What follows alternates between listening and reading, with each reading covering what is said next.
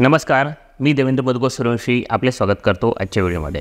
आज आपण शबरी आदिवासी विकास महामंडळांतर्गत दिनांक 30 जुलै 2024 रोजी वर्तमानपत्रामध्ये जी जाहिरात प्रसिद्ध झाली त्या अंतर्गत शेतकरी उत्पादक कंपन्या, शेतकरी उत्पादक संस्था यांच्या माध्यमातून प्रकल्प उभारणीसाठी अर्ज मागवण्यात आले आहेत।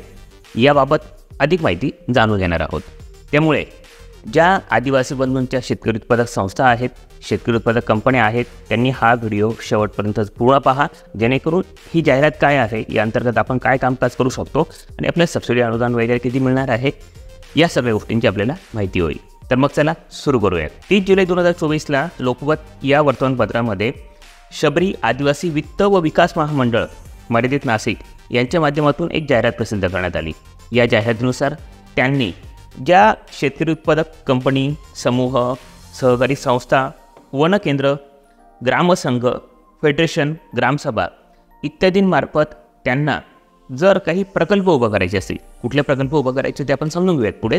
जर त्यांना काही प्रकल्प उभा करायचे असतील, या प्रकल्पांसाठी त्यांना अनुदानासाठी या मंडळाकडे जर ॲप्लिकेशन करायचं असेल, म्हणजे प्रकल्प उभा करायचे असतील त्यासाठी अनुदान मिळवण्यासाठी जर अर्ज करायचे असतील, तर त्यासाठी सविस्तर प्रकल्प अहवाल त्यांनी मागवलेले आहेत।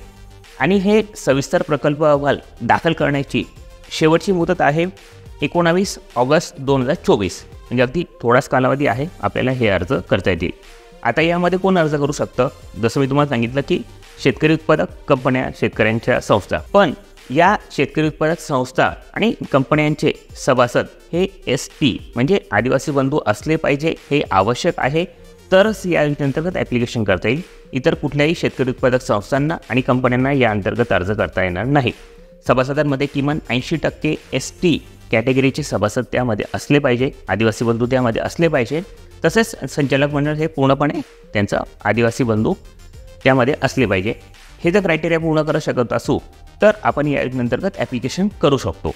या योजनेअंतर्गत कुठल्या कुठल्या गोष्टींसाठी आपण अर्ज करू शकतो ते समजून घेऊयात। यामध्ये आहे कृषी व कृषी आधारित मूल्य साखळी निर्मिती, साठवणूकगृह व शीतगृह निर्मिती, कृषी यांत्रिकीकरण, कुक्कुटपालन, शेळीपालन, मत्स्य व्यवसाय, दुग्ध उत्पादन व प्रक्रिया व्यवसाय, वनोपज विक्री व प्रक्रिया, अहिंसक वन्य मध उपज, औषधी वनस्पती उत्पादन, पर्यटन विकास, कौशल्य विकास यासारखे उद्योग आपण या योजनेअंतर्गत भरू शकतो। या योजनेअंतर्गत जे काही अनुदान मिळतं ते आपल्याला 100% अनुदान असतं, ते परत करायची गरज नसते।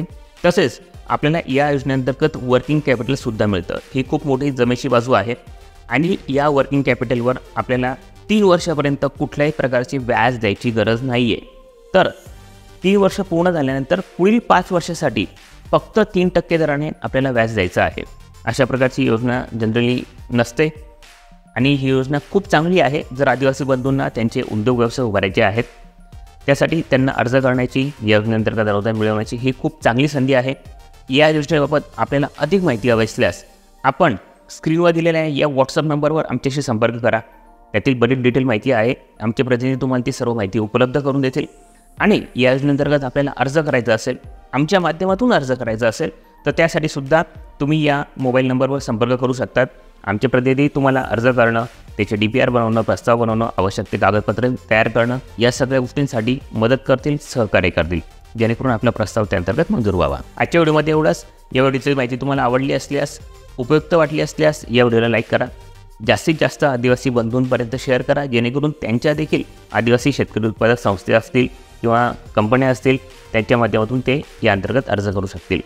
तसेच असेच उद्योग व्यवसाय संदर्भात व्हिडिओ पाहण्यासाठी आमचे चॅनल सबस्क्राईब पण करा, बेल आयकॉन पण दाबा, जेणेकरून आम्ही कुठलाही व्हिडिओ अपलोड केल्यास त्याचं नोटिफिकेशन तुम्हाला लगेच मिळेल।